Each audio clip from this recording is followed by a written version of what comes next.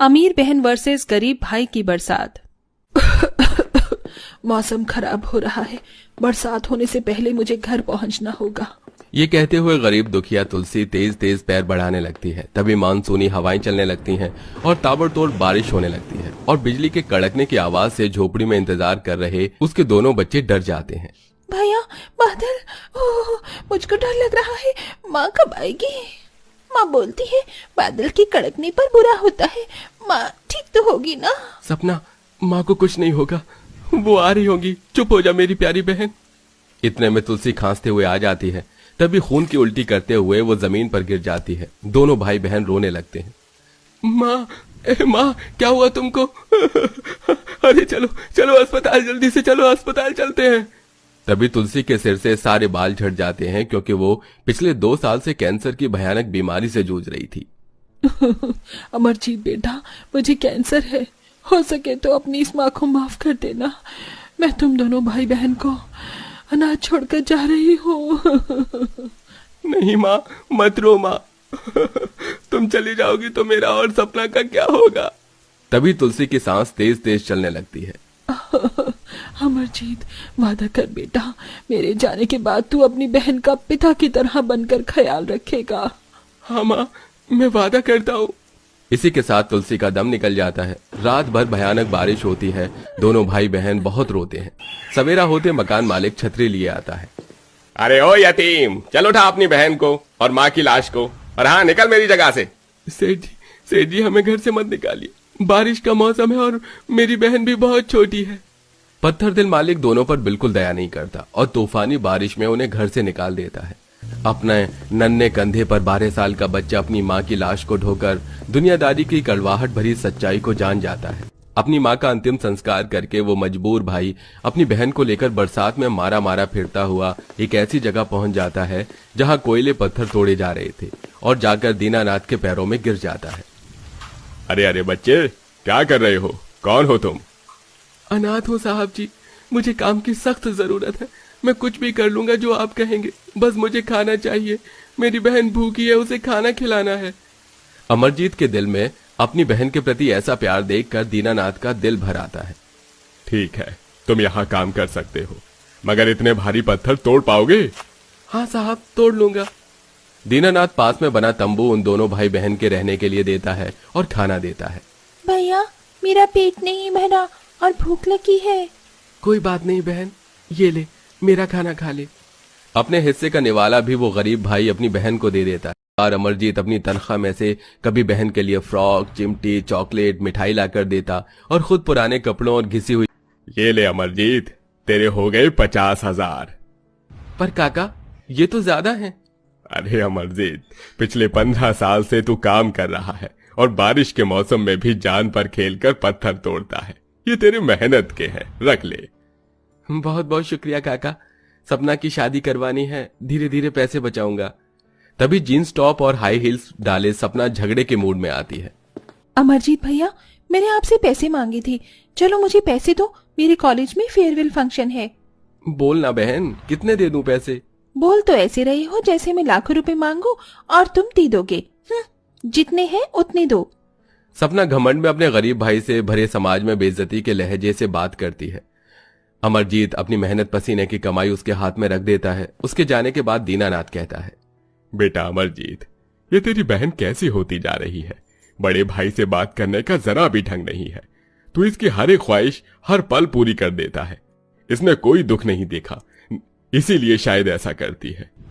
काका, सपना मेरी बहन नहीं, मेरे कलेजे का टुकड़ा है और मैंने अपनी मरती हुई माँ को वचन दिया था, इसकी आंखों में कभी आंसू नहीं आने दूंगा। मेरी बहन भी मुझसे बहुत प्यार करती है। अमरजीत, तू बड़ा भोला है, मगर ये दुनिया तेरी तरह नहीं बल्कि टेढ़ी है। मैंने बहुत जिंदगी देखी है बेटा। अपने तजुर्बे से कहता हूं कि जिस दिन तेरी बहन की शादी अमीर घर में हो गई, वो तुझे मुड़कर भी नहीं देखेगी। तू किस हाल में जी रहा है या मर रहा है? दीनानाथ की बात इतनी कड़वी थी उतनी सच भी, क्योंकि सपना शेखर नाम के अमीर लड़के को डेट कर रही थी और एक दिन बहुत जोरदार की बारिश में सपना महंगा सा हैंड पर्स टांगे हुए झोपड़ी में आती है। सपना, मेरी बहन तू आ गई। ये देख, तेरे लिए मैंने रिश्ते देखे हैं, तस्वीर देखकर बता तुझे कौन सा पसंद है। तभी घमंड में सपना उल्टा जवाब देती है।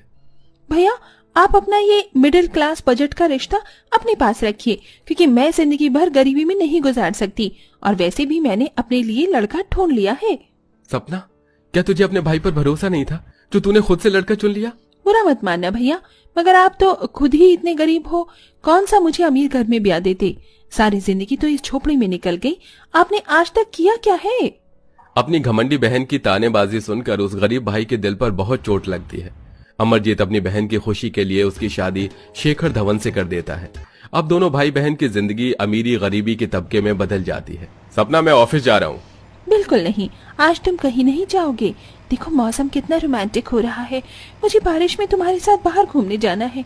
उसके बाद तुम मुझे शॉपिंग कराओगे और फिर हम डिनर करेंगे। अच्छा ठीक है, चलो। दोनों सुहावने बारिश में घूमने निकल जाते हैं, जहां अमीरी और ठाट बाट में सपना की जिंदगानी अच्छी जा रही थी, तो वहीं गरीब भाई बारिश में दुखों में था। तभी पहाड़ की ऊंचाई से एक आदमी ऐलान जारी करता है, सभी मजदूर पत्थर की कटाई छोड़कर नीचे की तरफ उतर जाओ, बरसात के चलते पहाड़ खिसक गए हैं। सब काम छोड़कर भागने लगते हैं, लेकिन अभी वो गरीब भाई बारिश में जान पर खेलकर मेहनत करता है। तभी एक बड़ा सा नुकीला पत्थर टूटकर उसके हाथ पर चुभता है और जख्म बन जाता है। उसके बाद भी वो पत्थर तोड़ना नहीं छोड़ता। अरे अमरजीत, क्यों अपने आप को इतनी तकलीफ देता है? देख कितना खून बह रहा है, नीचे आ जा, चल। नहीं काका, मुझे पैसे जमा करने हैं। रक्षाबंधन आ रहा है, मेरी बहन मुझे राखी बांधने आएगी, उसके लिए तोहफे लेना है। अरे वो नहीं आएगी जिसने इतने महीनों में तेरा हाल चाल भी नहीं पूछा, देवता समान भाई का मान नहीं रखा, वो क्या राखी की लाज रखेगी? अब शहर वाली अमीर हो गई है तेरी बहन। अमीरों के सीने में दिल नहीं, पत्थर होता है, पत्थर। दीनानाथ की ऐसी बातें सुनकर उस गरीब भाई का कलेजा फटने को होता है, मगर वो उम्मीद लगाए एक एक दिन रक्षाबंधन के दिन का इंतजार करता है। उधर अमीरी के घमंड में सपना अपनी खुशी में बिजी थी। सपना, कल रक्षाबंधन है, तुमने भैया के लिए कुछ खरीदा नहीं? तुम अपने भैया को राखी बांधने तो जाओगी ना? नहीं शेखर, बिल्कुल नहीं। तुम्हें नहीं पता, वहाँ की सड़कें बहुत कच्ची हैं और बारिश के मौसम में तो कीचड़ मच जाती है। आई हेट कीचड़। हाँ, थोड़ी देर की तो बात है सपना, फिर तो आ ही जाएंगे। राखी के दिन अपने भाई की कलाई सूनी रहने दोगी क्या? ओके बाबा, ठीक है, चलूंगी। अपने पति के जिद करने पर सपना राखी वाले दिन अपने गरीब भाई के दरवाजे पर आती है। उस दिन बारिश की कोई हद नहीं थी। उस गरीब भाई की झोपड़ी में बरसात का पानी बहे जा रहा था और कठिनाई में धुआं सहकर वो पकवान बनाता है। तभी अपनी बहन बहनोई को दरवाजे पर देखकर उसकी आंखों में आंसू छलक जाते हैं। सपना, मेरी बहन तू आ गई। मैंने कहा था दीनानाथ काका को वो गलत है। वो पता नहीं कैसी कैसी बातें कर रहे थे कि तू मुझे अपने ससुराल जाकर भूल गई है, लेकिन मैं जानता था तू आएगी। कब से तेरा रास्ता देख रहा था। यहाँ बैठो आप दोनों।